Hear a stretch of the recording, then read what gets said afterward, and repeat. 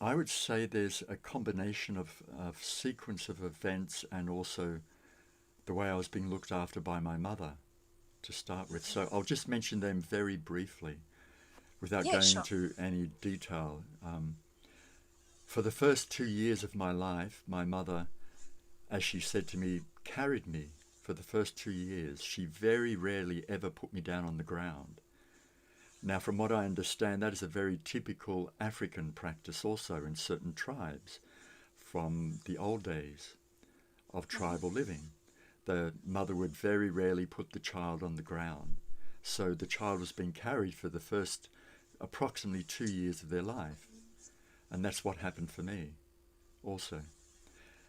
The next thing that took place was that in the very first relationship that I had with a woman, it only lasted about 2 weeks or so, and I was wanting to be with my beloved at that time on the weekend, but she recoiled and wanted to spend time with her girlfriends, but I sensed that she was a little bit scared by being involved with me because of my intensity of presence, so to speak, and my gesture of the way I would express in a poetical way my love for her seemed to be a little bit unusual, a little bit overwhelming for her.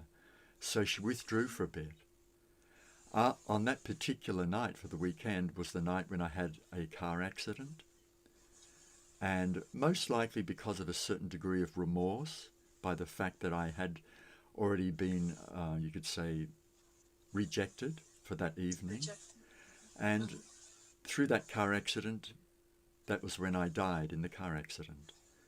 So that was the very first turnaround at the very beginning of my adult life.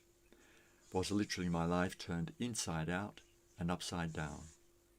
So I became like a At the age of 19, right? I think 19. I remember. And I was like a 3-year-old child in a 19-year-old body again, having to readjust and recalibrate to this life.